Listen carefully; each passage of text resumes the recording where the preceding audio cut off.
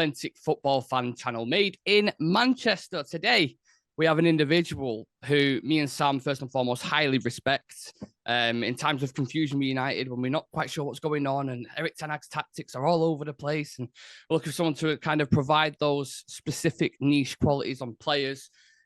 He's a man who works for The Athletic. More importantly, he's a part of our favourite podcast, Talk of the Devils. It is, of course, Mr. Carl Anka. How are you, sir? I'm doing all right, thanks. How are you? I'm good. I always like to give guests a nice intro. I want to make them feel nice and at home and they're welcome. And you are very welcome. I do my job. Thank you. It's nice being here. Your online space is very comfortable. Okay. That's nice to know. It's not been described that way before, but I'll take it. It feels like I feel like Thanos collecting the Talk of the Devil's Infinity Stones at this point. I've got like Laurie, I got Ian, and now I got Carl, and then we just need Andy. But I feel like I would have to chuck Nick off that cliff to get the Soul Stone, to get Andy in here because he's so busy. I just don't think it'd ever happen, but you can dream. We can dream. If I brought up Infinity Stones and Soul Stones to Andy, I'm trying to imagine what he's look like. How his face would pull. Does he know what it do that? Does he know anything about Marvel at all? Maybe. Okay.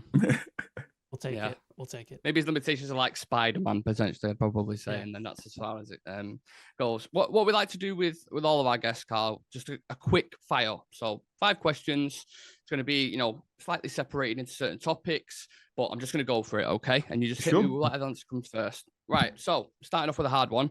And Sam, obviously joining in this, if you will. J. Cole or Kendrick Lamar, Carl? Kendrick. That's not even a question. Oh, that was quick. I agree. That was not even a question. Quick. J. Cole is he's nowhere near as good as the common perception of him as a rapper is, right? Oh. He's a rapper that tries to tell everyone that it's all about lyricism, but his actual lyricism quality is mildly above average. He is nowhere near on the tier of the people he looks up to, and that's why I made Let Nas down. Nick, respond, please. I'm speechless. He's a B+ at most. Oh, Nick. My brain right now is and we might have to change the thumbnail. Thumbnail. Oh, look, I like a number of his songs. I've always found him way more entertaining when he's doing a guest verse, because there he's absolutely focused on doing something, and he's very good at matching the other person's energy. But a J. Cole album, front to start, nah, come on, man. You need to talk to me about something other than I'm aspiring for greatness. Do the greatness. Okay, as it is a quick fire, I will park my thoughts on this one. Royal Rumble winners, men and women. Go. This year? Yeah. Yes. CM Punk. Correct. And I think Charlotte Flair's nearly fully fit, isn't she? Mm-hmm. So she's back. Yeah, if Charlotte Flair's back, then the WWE tends to give Charlotte Flair the opportunity to win a title. So that's what you're getting. Yep. I would go Cena because he's on his final run, and it's the final year, I think. Yeah, interesting. They're going to give him that. I was thinking Cena too, but I was talking this with producer Charlie, who produces the Totally Football Show. He's also a big wrestling fan, and the more he talked to me about how the structure and stuff works, I'm like, oh yeah, actually, this is the time for Punk to win it, because I don't think Punk's going to be at the next Royal Rumble, so it's now or never, big man. Yeah, interesting. I really want to dive into different things. We need a wrestling podcast. No, it just can completely expand off into something funny. else. You start off with these 2 things, and that yes, I used to be a music journalist, and I also used to be a wrestling journalist. Keep it coming. Yeah, man. Mania main event. I not care. Oh, really? I am a lapsed WWE fan, and when I do watch WWE, the overwhelming sense I get watching WWE is I am not the target audience for this.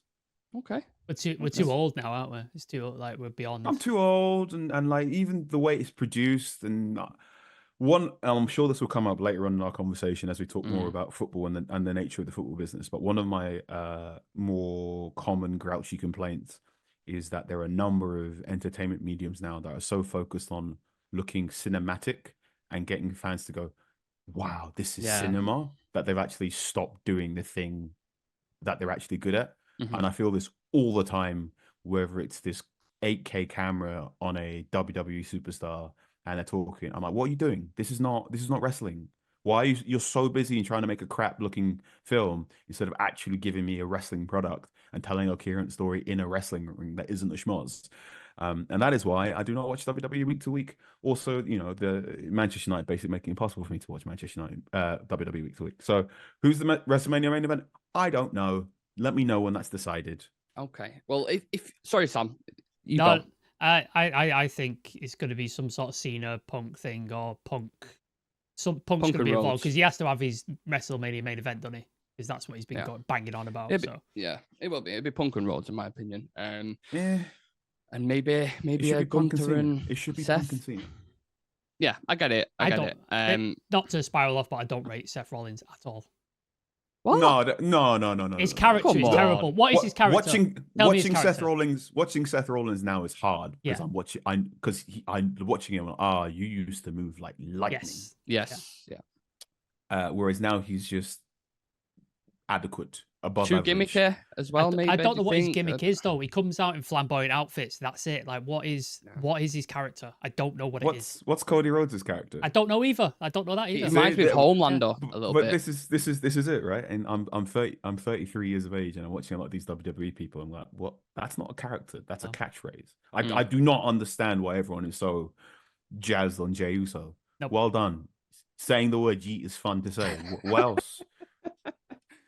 I love it. It's people that start this podcast now like, what on earth is going on? What's he talking about? Listeners going, yeah. This has nothing to do with Man United. We know there's some in there that are WWE fans. And also, most anticipated video game of 2025, if we can. Oh, God, Or maybe a favorite of yours that you kind of go to? Honestly... wow, that's a really big question. I don't really think about games too far in advance anymore. Okay. Because the games I end up enjoying the most tend to be the ones that could take me completely by surprise. So the games that I enjoyed the most last year were Balatro, which I don't think many people have that game on their radar at the start of 2024. Although if there's a Switch 2 coming out this year. And that trailer had a Mario Kart in there. So give me some of that Mario Kart. I'm gonna need that, big man. I'm gonna need to get that new Mario Kart and just say horrible things to my family members when I beat them at Mario Kart. That's what Mario Kart's designed for, isn't it? Yeah, exactly. I can't wait for the Ghost of Tsushima sequel, Ghost of Viote. Like that's on my radar because that's my favorite game. On my radar. Like, it's on my radar, but I'm like, I thought Ghost of Tsushima 1 was a 7.5 out of 10. I was like, this is adequate. We're gonna fall out here, Carl. We're gonna fall out. It's people keep thinking my version of adequate means I dislike something. I'm like, this is fine, but also where like. But if my girlfriend said to me, Carl, you're fine, I'd be a bit. You're adequate. Yeah, you're adequate looking. You're adequate looking. Well, all right, Emma. Nice I'm probably revealing far too much about the household I was raised in, but like describing something as adequate, I had to work hard to get my parents to describe things I did as adequate. Okay. So Ghost of Tsushima, beautiful open world, not that much to do in it. And then there was one mission I remember doing where you were in the forest and it's like, oh, I've seen a ghost. I'm like, oh, okay, this is new. This isn't going to be something where I'm tracking someone or getting involved in some combat and storming a base. There might be some otherworldly elements in it. And then your main character, whose name I completely forget at this point in time. Yep, Lord Sakai. Went, oh wait, it's not a ghost, it's some footprints. I have to follow some footprints. I went, oh god, I'm following footprints again. I spent 50 hours on that game, and I don't regret spending 50 hours on that game. But yeah, it needed work. It needed a director's cut. I also think narratively, huge things in the cutscenes that weren't matching up with the gameplay.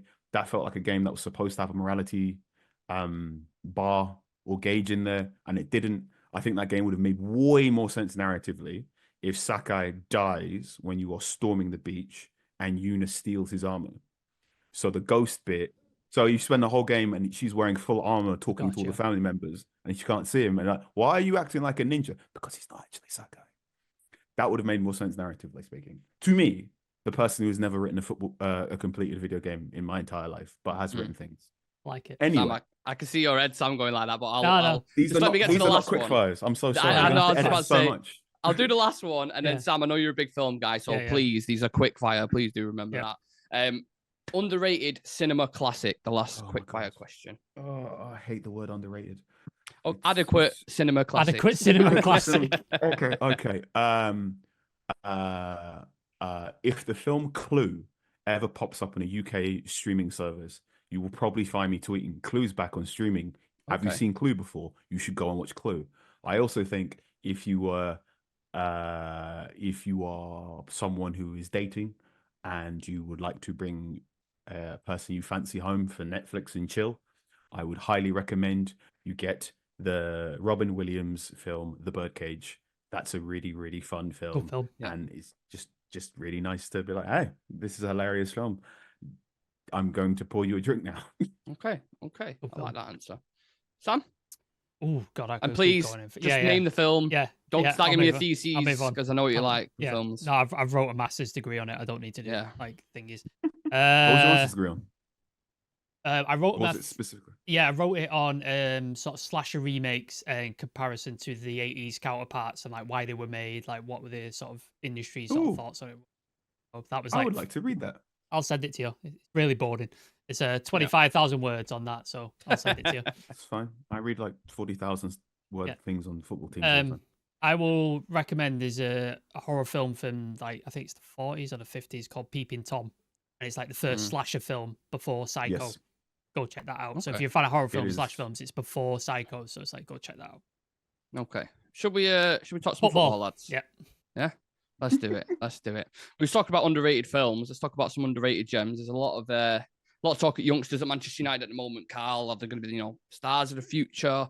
And we do have a lot of promising players, but I can't help but feel at this current moment we need a seasoned, experienced striker. I'm absolutely crying out for it. Do you have this, kind of same energy, same thoughts with that situation? Okay, cards on the table.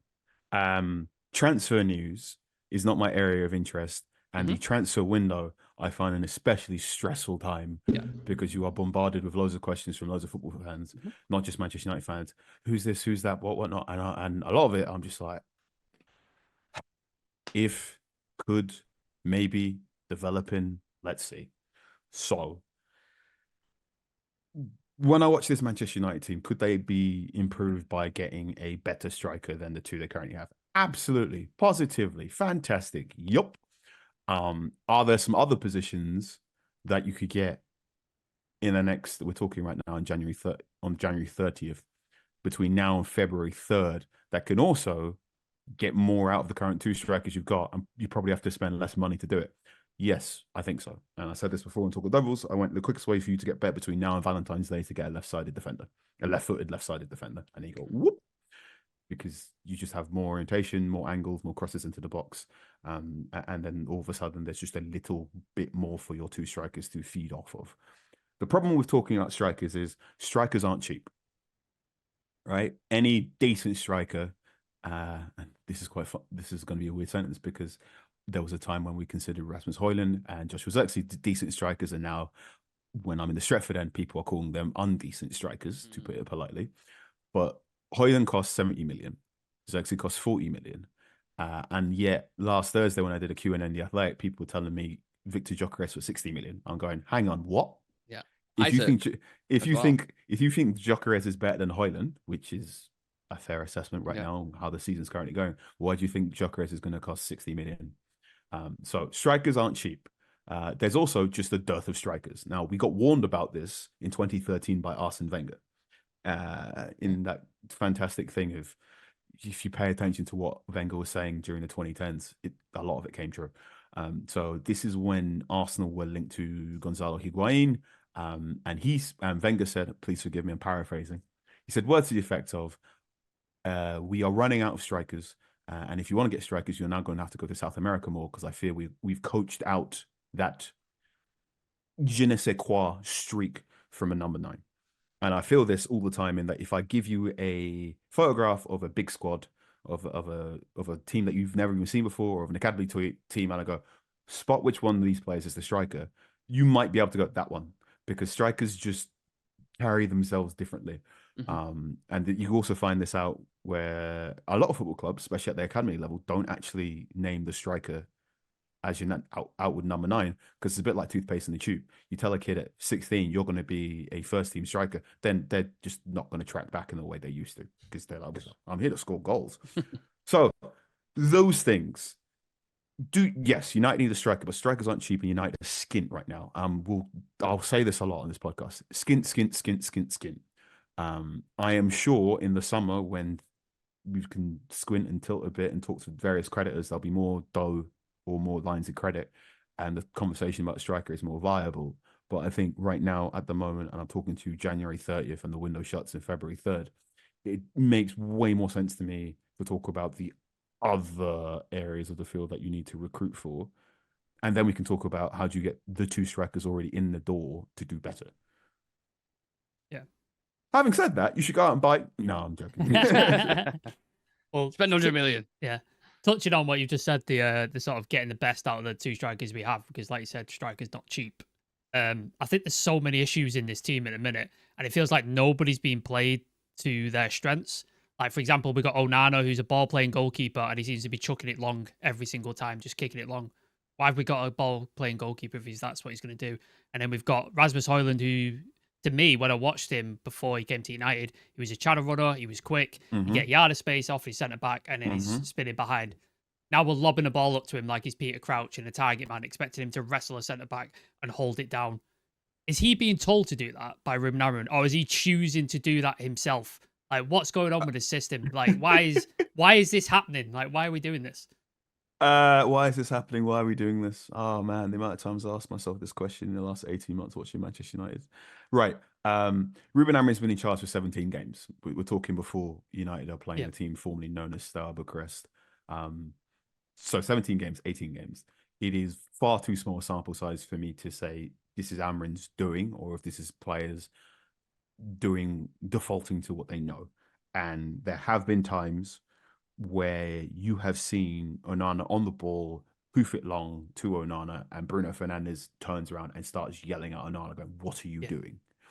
There have been times in the first half against Fulham where the ball gets put over the top by Alessandro Martinez, and Højlund isn't looking at the flight of the ball for where it's landing, but he's running over so he can wrestle against the centre back. Yeah. So, what are we doing? I can just about explain in that Amorim is playing. And there's a piece on The Athletic I did today over Amorim's ideas and what's it going. So I can just about explain that at maybe 2 layers, right? There's just, it's again, not enough games for me to go super in depth on loads of these things, because a lot of these patterns I haven't seen enough yet. They're just patterns I've seen maybe 2 or 3 times, where I like to see patterns 12 times. So Amorim's idea is to have a 3-4-3. Don't get too bogged down in the 3-4-3, because the shape changes all the time based on build-up, based on if you're in or out of possession, based if you're pressing high, or if you want to defend in compact shape, based on which players are in those positions. So how Manchester United play with Ahmad at right wing back is very different to how they play with Dalot right wing back, which is different to how Mazraoui plays right wing back. So all that's going on now. Also, while Amorim's been there for 17 matches, I haven't been in the stadium and in the press conferences for 17 matches. So I haven't had the chance to ask him about some of the odder stuff I've seen in there. And unfortunately, because it's a transfer window, a lot of time in interviews and press conferences, asking about Marcus Rashford. Can be asked about other things rather than the football stuff. Which, look, when it's a football club as big as Manchester United, there's loads of football fans that are all interested in very different things. I'm not going to about why did you ask that question, because look, if I ask Amorim a question about how does the team defend their post and corner kicks, you can feel some of the rooms going, "Why'd you ask that? That's a wasted." I'm the opposite though. I love those questions. Look, different things for different people. I get it. Anyway, so why are United playing in this? Why do United sometimes play in this way, where loads of players are asked to do things that isn't in their best interest? The answer to that, brutally, is because the squad is a mess, right? In that and this has been a problem that's been at Manchester United, not just for Amorim, not just for Erik ten Hag, but for Ole Gunnar Solskjaer, Ralf Rangnick, Jose Mourinho, in that they very rarely has Manchester United had this complementary spine. Okay, so very rarely has the way the goalkeeper wants to play suited the way that the centre backs want to play. Very not too often has the two centre backs had complementary strengths and complementary weaknesses. So you remember on Ole Gunnar Solskjaer, there was loads of talk about how Solskjaer might eventually want to make Manchester United play the higher line, but your two centre backs are Harry Maguire and Victor Lindelof, and it's that sort of thing. And then you've got that. So the way your two centre backs are playing, is that complementary to the way your midfielders play ahead of them? Is that complementary to the way your defenders want to play? And there's always been this sort of friction there. In the goalkeeper wants to play in a certain way, the centre backs want to play in a certain way, the midfielders want to play in a certain way, and the strikers want to play in a certain way. And that has gone up and down based on different managers coming in and based on what's happened in the transfer market. But unfortunately, that's never sticked for too long. And I think last season watching Onana play, my thoughts were, I wish Lisandro Martinez was fit. And then we see more of him being able to pass out from the back, because Lisandro Martinez is the defender most comfortable with his feet in progressive passing. But Martinez was injured for most of the time. Martinez has come back into the team. He's quite fit now. But also, Onana still isn't hitting the passes that I saw him hit when he was at Inter Milan and Ajax a lot. To which you're going, is this instructional, or has a bad habit picked up from Onana? Which is why I go back to the bit where he hoofed it long and Fernandes is going, what are you doing? So, and Amrin has brought this up himself in that he feels that there is sometimes a confusion. He said there was a confusion in the last minutes against Brighton. He said sometimes there's a nervousness after defeat against Nottingham Forest. He said there was a nervousness, and sometimes the players didn't push themselves to try and pass and break through the lines. And this is changing my writing sometimes now, in that I'm saying less that a player can't do something, and I'm now saying that I haven't seen this player do this enough in volume. So Toby Collier right now, Toby Collier can run and run and run and run and run and run and run. The big question is Toby Collier a progressive passer? And the answer to that is, let's wait and see, because he's making a lot of sideways passes right now. Now, is he making those sideways passes because those are the only passes he can do? Or is he making those because the boss man or the teammates have said, just make sideways passes for now as you get adjusted into the team, and we can bring on players like Eriksen to do the progressive passing for you? Or is it, that's what you do, right? That's what I'm doing with my whiteboard. So I'm not going to say Toby Collier's a bad passer yet, because I just need to see him play 30 more games before I can say anything. Okay. I like that answer. Yeah, we saw a tweet from you mentioning our latest new wing back. You were looking in a Danish tactic struck, looking at Patrick Dorgu. I don't watch a lot of Serie A games, I will be honest, and I watch even less. Is it Lecce? Is that how we pronounce it? Lecce. Yeah. I watch even less of theirs. What sort of player are we getting here? Like, what can we expect in terms of sort of impact? Like, what sort of player is he? What sort of attitude? Just give me the sort of breakdown of like Pochettino. Okay, Dorgu, 4 caps for Denmark, parents are Nigerian. You are getting a rough and ready young player with 4 lungs and 8 legs, right? Praise. So this guy can run. He can run and run and run and run and run and run and run. He's left-footed. I did one thing I will say in that my analysis, how my job has changed in recent seasons, is basically now every time I'm sent to watch a football player, I am now looking, what is your weak foot, because of how badly I got stung on Anthony. Yeah, we was all right. Okay. Because I was the one that got on tactics truck to watch a bunch of Ajax games for Anthony. I watched a bunch of Ajax games because I've said on Talk of Levels, my partner is an Ajax fan, and I just didn't quite.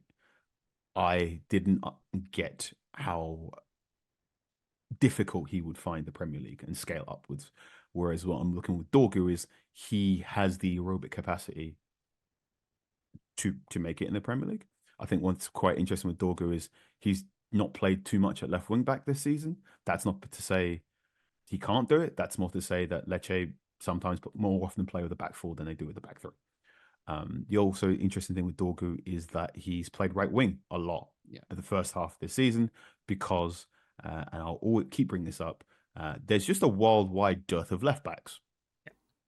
Because Michael Cox wrote a fantastic piece in The Athletic right now last year. In that back in the day, if you were left-footed, you'd be a left winger or you'd be a left back.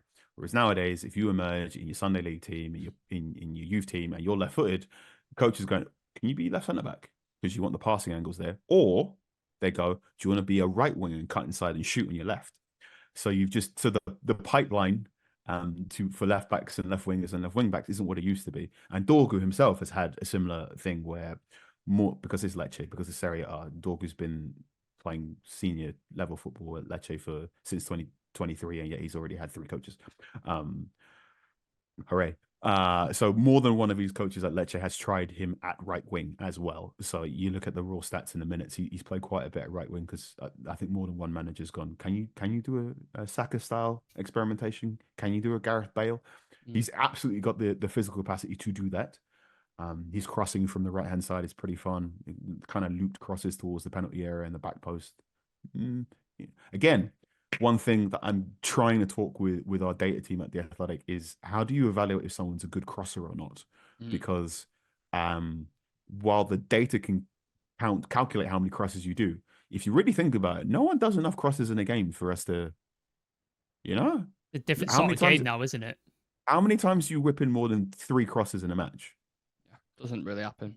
Yeah, especially with our wing backs. so we haven't looking at that. Dorgu's crossing is okay according to the eye test and looks bad according to the statistics. So that's that. On left hand side, I mean, he can tackle. He loves a slide tackle.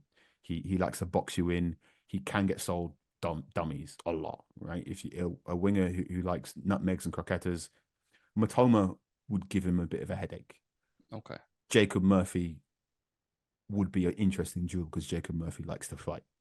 Another big thing about Dorgu, and one thing I found quite interesting, was I spoke to one of my favorite Danish journalists at TV2 about Dorgu, because he scored within the first 60 seconds of his debut for Denmark, and he got crowded by all the Danish team members, and the Swiss players like, "Oh, that's a disrespectful celebration." Why were they all so happy when he scored? Was it just because he scored within a minute? And this journalist went, "No, it's because he scored with his right foot."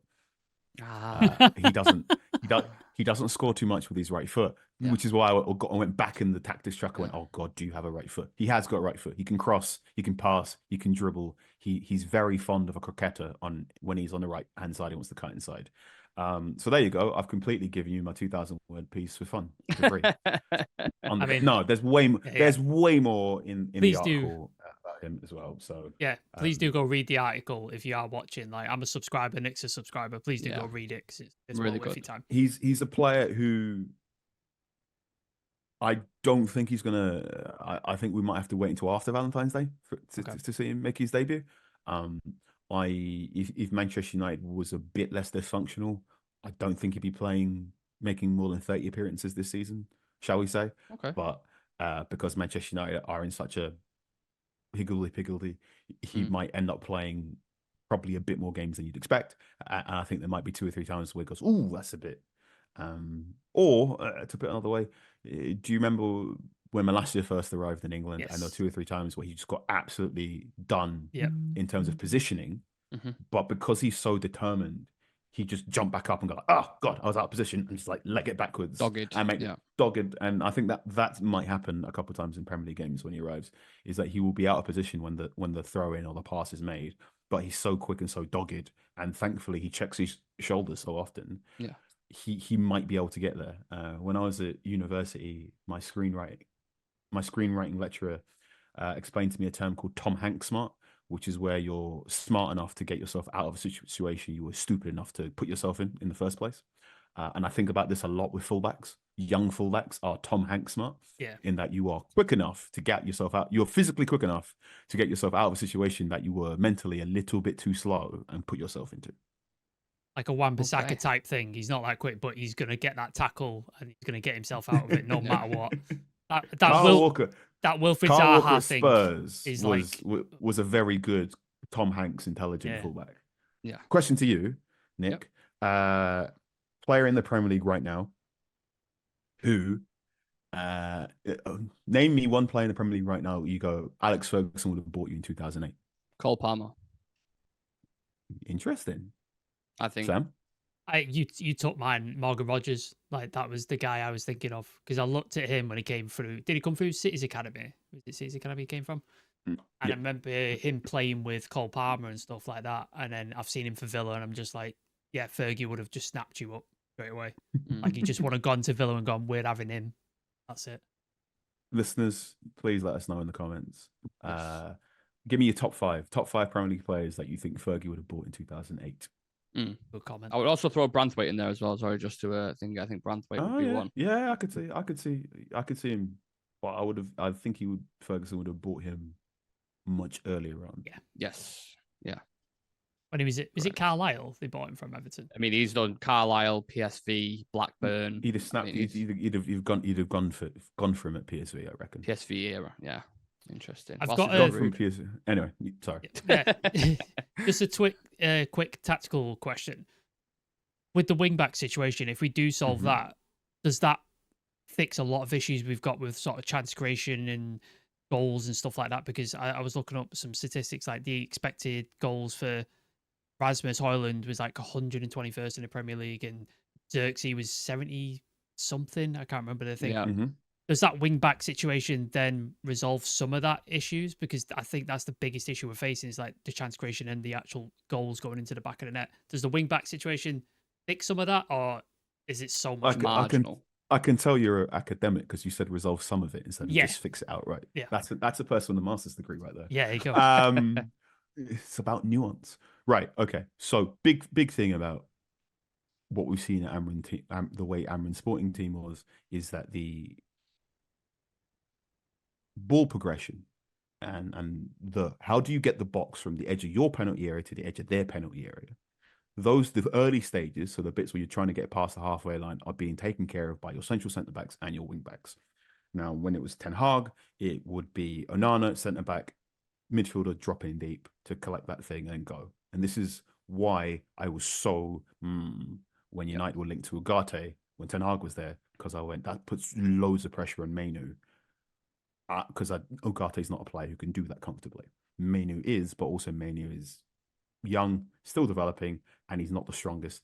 And I think our 2 or 3 games last season where some of the bigger bottom half teams will just go, when Mainu goes to collect it, just shoulder barge him off the ball. Now, when you swap it all to Amrin's system, Mainu doesn't have to drop his deep, Ugarte doesn't have to drop his deep, but now it's very much more important. What is Maguire offering? What is Martinez offering? What is the other centre-back offering? What are your wing-backs offering? At this point in time, what you're getting is Maguire and De Ligt trying to progress the ball. There have been 2 or 3 times where De Ligt's progressive passing is weird in that he was pinging it with aplomb at Ajax. And then ever since then, it's just sort of real stuttery. And I think that's an above shoulders block rather than a below shoulders block.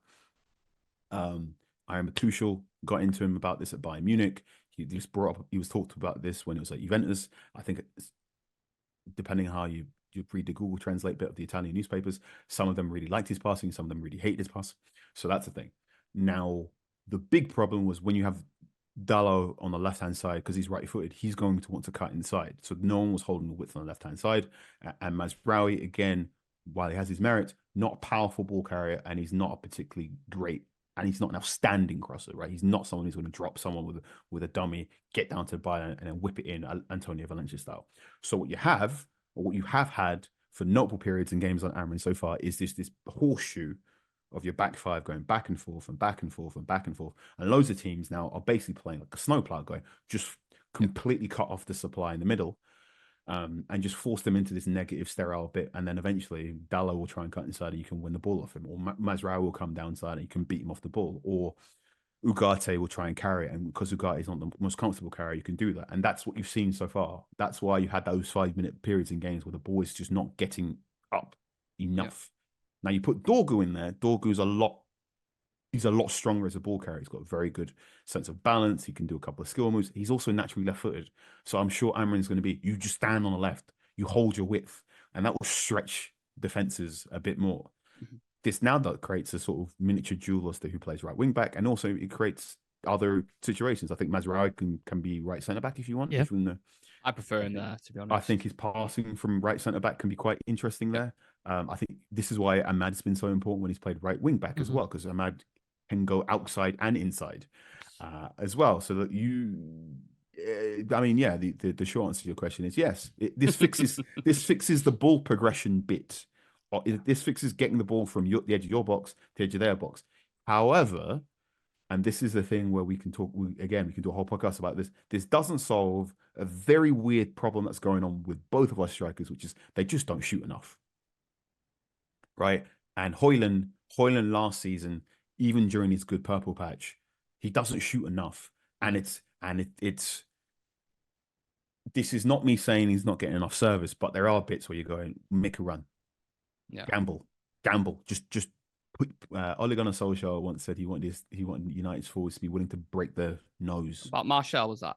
I think it was about Martial. Yeah. I think it might have been about Rashford as well. They need to be willing to break their nose to try and get into the end of things. And you're seeing things from Højlund, especially this season now, where his movement is naive. His movement is not. He's not testing defenders in the way he used to. And I think when you were a player who's 6'2", 6'3", depending on which website you're reading, and you can run 100 meters in under 11 seconds, you should be doing the thing that Mbappe does every now and again when he gets bored, where he's just sort of jogging. Instinct. No, not even instinct, but just every now and again test the centre back. Yeah, just pretend to make the run. Oh right, with the yeah. And go, oh god, make him think, right? Because this guy should be bigger, stronger, faster than a lot of defenders in the centre back. Why is your and I said this on Monday. Why are you awkwardly grinding on these defenders? His hold up play is not even good hold up play. No, when awkwardly grinding is something I'm not. It's awkwardly grinding. It's like genuine pony playing in the background as he's like getting into the centre backs. Like. It's not even to like a 4B. I keep saying, I keep yelling this, like, engage your core. Really, if you're like, throw your backside, lad. Yeah. Get your hips in there. The wing back situation should make that better because more balls will be going into the box in theory. I don't necessarily know if that means Højlund's going to start chasing those balls more often. And that is you have to wait and see. Yeah. Just before you go to your stand, I just want to quickly say, do you know, sometimes when I speak at a pub with my mates, I feel like I know quite a bit of football, right? When I talk to them and I can handle myself amongst quite a lot of people. Then I listen to Carl speak and I'm like, it's like an educational hour where you sat there and you're taking it in, your brain's like a sponge, and I'm just sat there like, okay. And it's like layers upon layers. Sorry, I just wanted to. No, this is, I mean, I get this all the time, right? If I talk to, every now and again, I go to the office in London and James Horncastle walks in. I'm just like, whoa. You can put this many historical references in one 800-word piece about football. There's levels. Horncastle once described Angel Di Maria as the olive in a dirty martini. He dirties up the drink, but he gives it extra flavor and it makes it more unique. And I just went, that's it. That's the sentence. It's poetic. He tweeted this out and I went, that's how I'm going to try and describe football players. Yeah. And that's and Tom Warville used to work in our data team at the Athletic. He now works for a football team that is in the Champions League, and we used to talk about centre backs, and he once described Harry Maguire as a meat and potato centre back. And I've used this term all the time, right? Yeah, meat yeah. And potatoes, boom, boom, boom. And you just take everything from everyone, and I'm sure there'll be people listening going, "Oh, how do I do this?" And I often go back to this. This is great interview Werner Herzog did, because if you want to do this, you have to read. You have to read loads. You got to read more than you write. And Herzog also said you need to travel on foot as much as possible without your headphones in. So on match day, I tend to get the tram from where I live over to Old Trafford, and the moment I get onto that tram, headphones are off because I just need to overhear. What people are saying. So I tend to overhear what football fans are saying on public transport and whatnot. Whereas if Andy Mitten right now is in Romania, and I guarantee you Andy Mitten will be walking down the street, and if he sees something interesting, he will go up to someone and go, "Hello, mate, what are you doing?" Yeah. Whereas I will more likely just sort of stand there, overhear it with my notepad and just go, "This is what I think I looked at."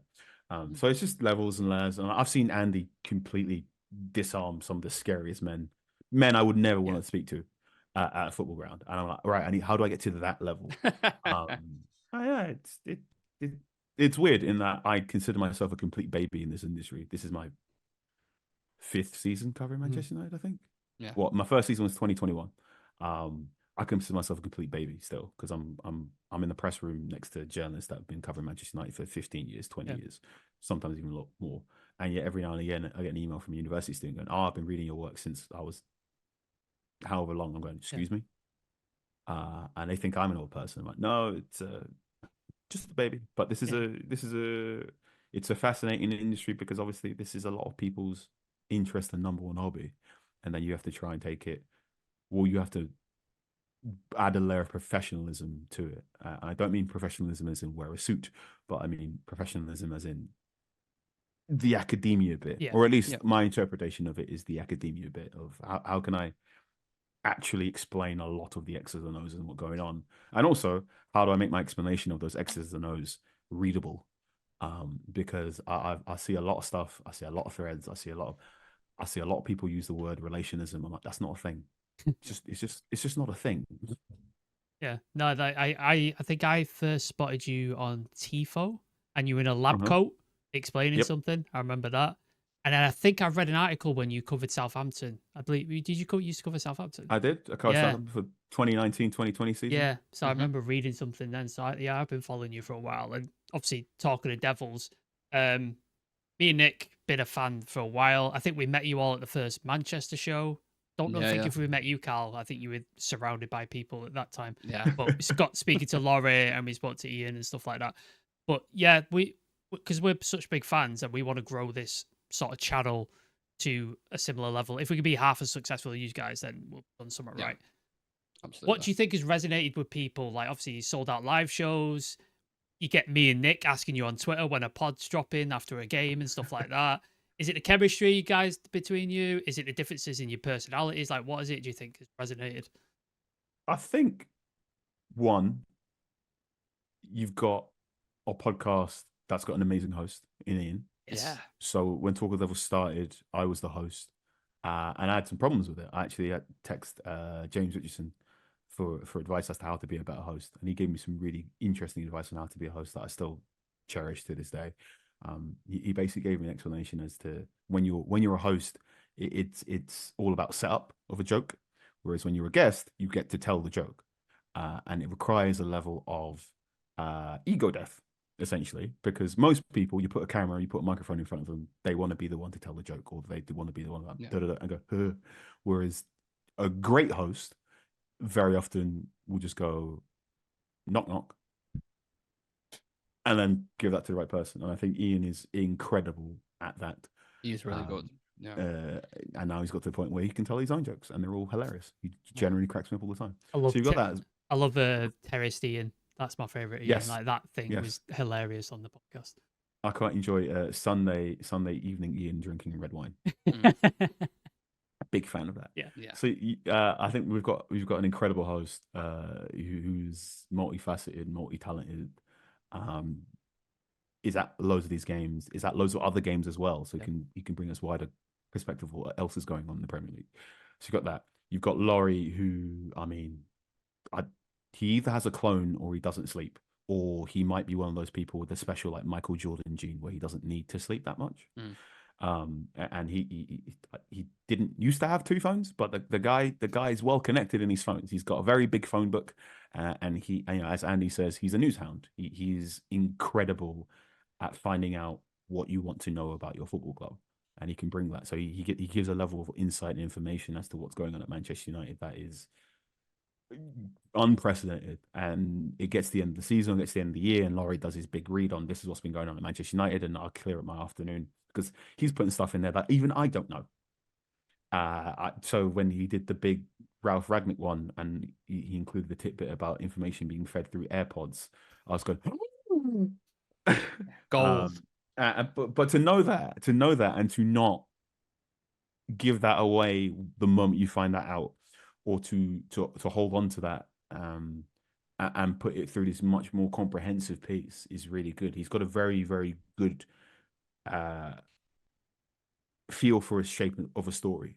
as well. So I think that makes that amazing. There's also Andy Mitten is the most interesting man in the world. Yeah, absolute legend. Hands down. Absolutely. Right? There's so many ways I can describe Andy. He's the most interesting man in the world. He has a story for everything, and he is audio gold, because there were times when back in the day in the really early episodes of Talk of Devils where there was just a segment where I went, "Hi Andy, where are you in the world?"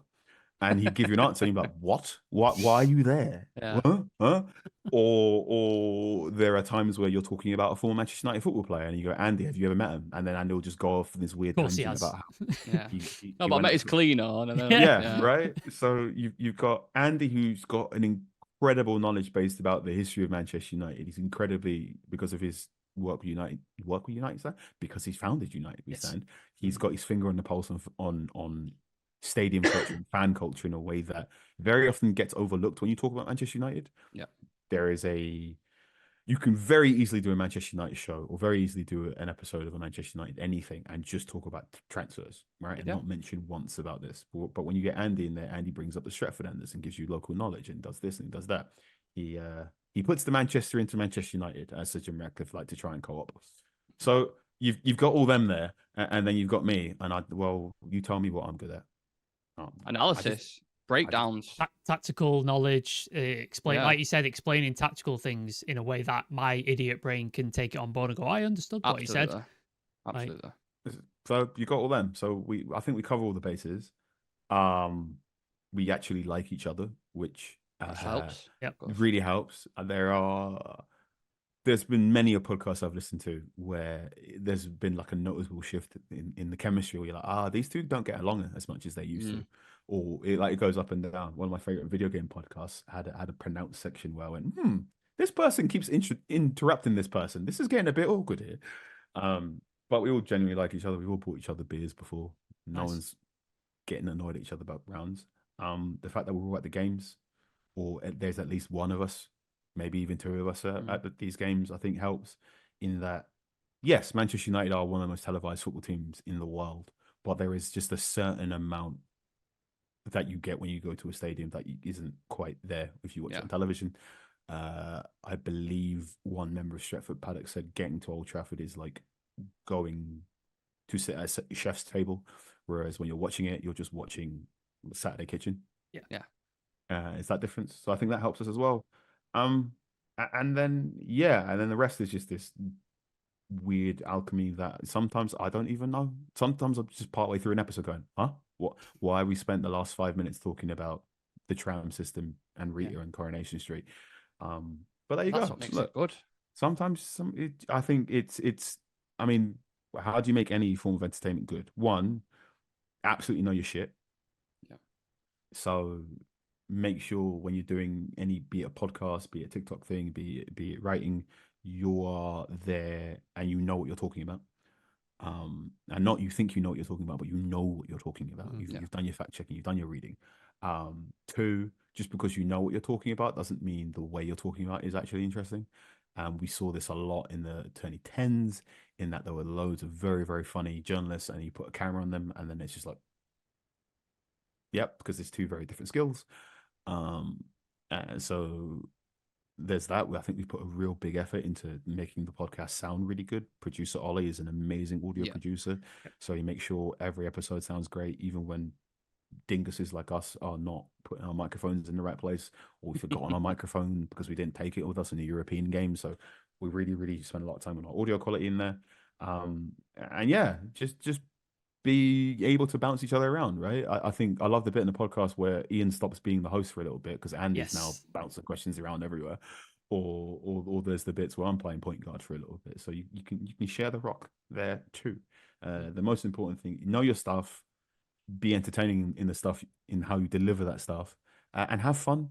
I think especially in audio stuff in particular, where you don't have the benefit of showing your face or whatnot. People can tell when you're not enjoying what you're talking about.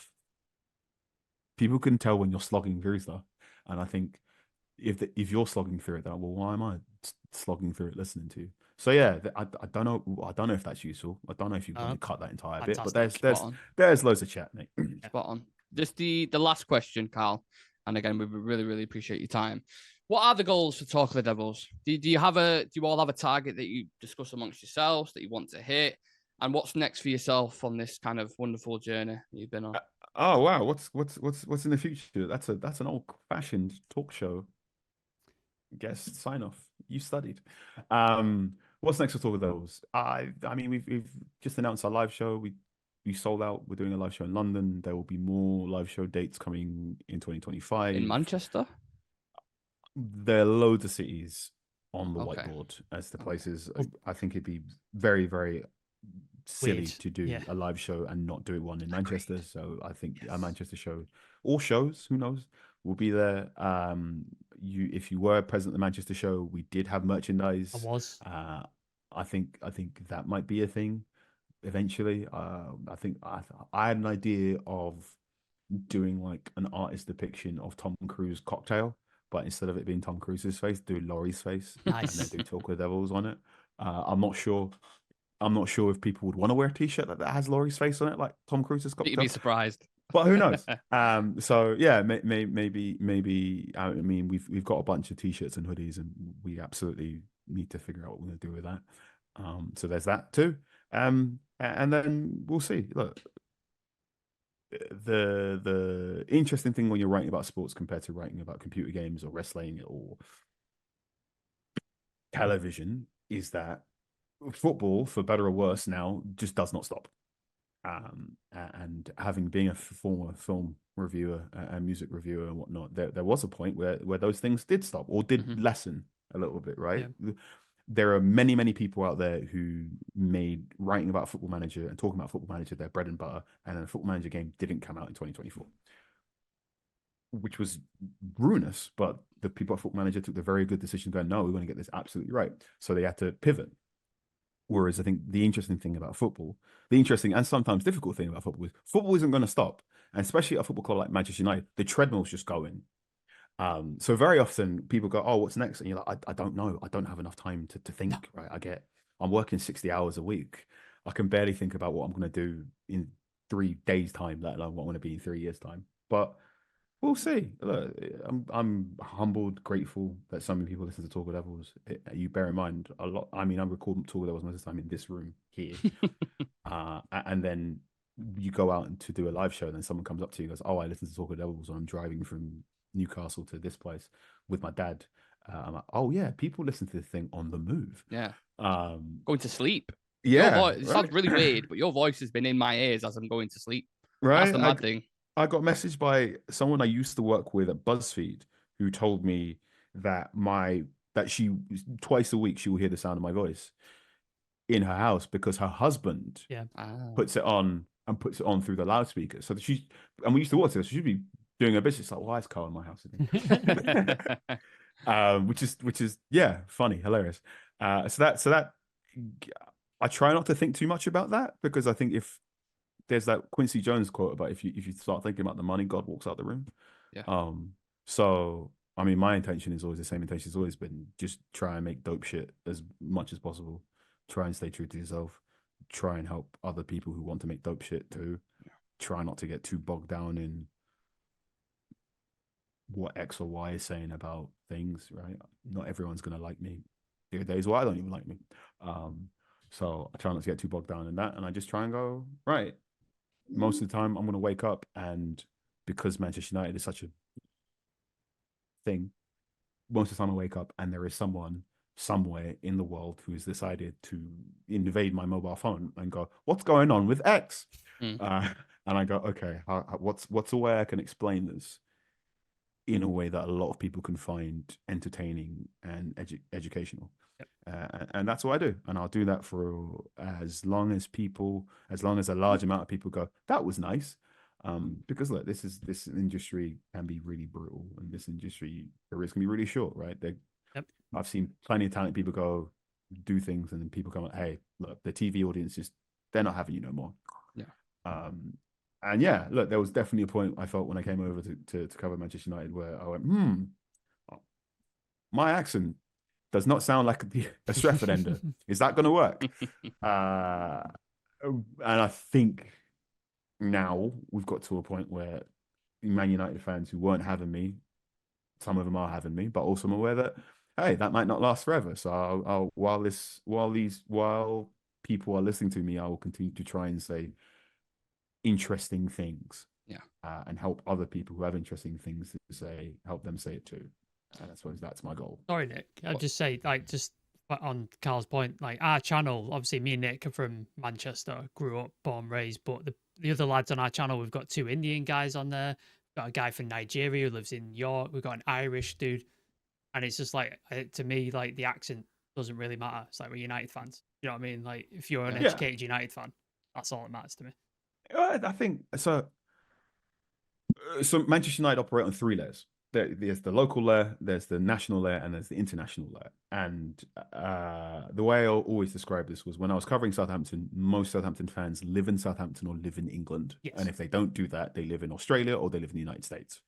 So I could be super specific in my descriptions of what was going on in Southampton. And if I wanted to tell a joke, I could tell those jokes through a very specific English or English media prism. Yeah. So I could go, the set piece defending on a Southampton corner kick was more chaotic than episode of Anton Deck's Saturday Night Takeaway.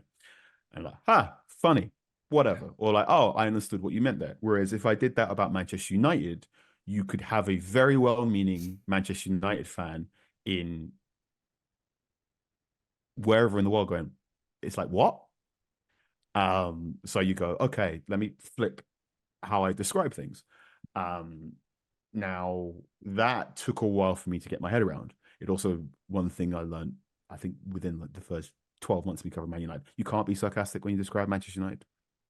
Sarcasm online doesn't work. It's really hard to convey via tone, and sarcasm doesn't travel across languages in the way you want to. And there are even a lot of time where I think I am very clearly telling a joke on Talk of Devils. And you can't see how my face is when I'm saying this. And thing. then you get a tweet 5 minutes later. Yeah, like, can't believe you said that. You're like, you can't tell that my tongue is in my cheek there, and that's my fault, not the listener's fault, because of the way I do things. Now, I think a really interesting example of when you describe it, because you've got the local, national, international level. Let's take the stadium redevelopment right now. So the UK government has said they are interested or committed to redeveloping the area around Old Trafford. Now, that affects 2 tiers of Manchester United. On a local tier, that is very, very interesting as to what that does for the city of Manchester, for housing in Manchester, for jobs in Manchester. That is also a thing of national importance, because that's government money from the Labour government that's going to help a certain area. So then you get Newcastle fans come up and going, hang on, what about the Tyne Bridge? You get Middlesbrough fans coming in and doing this and this and this.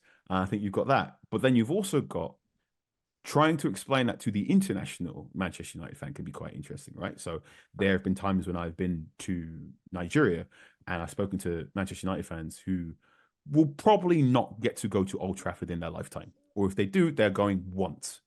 Now, a new stadium is not necessarily high on their list of priorities or what they want from Manchester United, because they are unlikely to visit. Building a new stadium you're building it because you want to have the best stadium, but unfortunately you are unlikely to be a benefactor of that new stadium. And like you've seen with Arsenal, like you've seen with Tottenham, like you've seen with other football clubs, there will probably be a spell where Manchester United are building the new stadium and you as the international football fan are going, this is quite annoying because I want my football team to buy better players. So that's one story that affects 3 different tiers of the fan base. And there are 15 million different ways you can describe that story, but you've got to hit all 3 properly. You cannot do them a disservice. You've got to make sure the international Manchester United fan feels included in the conversation about redevelopment or a brand new stadium. And if you're not, you're doing them a disservice, because they have just as much of a voice as the local Manchester United fan. Also, and you heard it on, I think you heard it on the podcast on Monday, when we were talking about the Labour government's commitment to the area around Old Trafford, and Andy was talking about jobs and housing, I came up and went, well, actually, this is how the national story and then local story interact, in that, yeah, sure, you can build loads of houses around Old Trafford, but are they going to be full of people with Andy's accent who know where Urmston is, or is it going to be full of people like me who are fleeing London because the rent's getting too high and we're going up to Manchester to make the rent too high over there? So like those 2 news stories, the national and the international Manchester United fan, are going to clash. The national and the local Man United fan are going to clash as well. And I think that needs to be included in there as well. So that's how I view my job, in that I need to hit all those three strands. I think the writers that have those in mind and think in that way they're the writers I like reading the most. And there are absolutely times when I'm reading stuff and I go, you haven't considered this angle, have you? But hey, that's it, right? You try and supply what you can for as many people as possible. And I think that the good and sometimes scary thing about Manchester United is when you're trying to separate wheat from chaff, there is so much wheat on a club as big as Manchester United, and so much of what you think is chaff is going to be wheat to someone else. Yeah. In that, oh man, you could have asked me 3 or 4 questions about the youth team over this podcast. I'm like, I don't know, mate. I don't have the time to watch the youth team. And there'll be that fan going, oh, you say this guy's a good journalist. Why isn't he watching the youth team? Well, I've been doing that. I've been in the tactics shop for 3 years. Only so much time in a day. Like, there's only so much time in a day. Like, yeah. Gotta wrap up, Nick. Yeah, I was just going to say, I think there's one message that I think everyone can take from this who's watching it. As long as you're above adequate, you're doing a good job. This is what we need to title this podcast: an adequate interview. Be with adequate. Carl Anka. Make sure you're adequate. An above adequate Manchester United podcast. Yes. Yeah, I'll take that. I'll take that. You've been absolutely great. I would actually go down. We've had quite a lot. I've been very lucky to have a whole host of guests. Had Ian, had Laurie. And Laurie has been on as well. Like, we've had some really good journalists on. This has been one of my favorites, hands down. 100%. So thank you. Really appreciate your time, man. It is funny as well, isn't it? Like, when we started this channel and stuff like that, when we wrote a list of people we wanted on, and Talking to Devils lads were at top of the list, and now we've done pretty much all of yours. So it's like we've got there. We're finishing the story. Just people you respect. You know, it's just it's a pleasure, and we really appreciate it.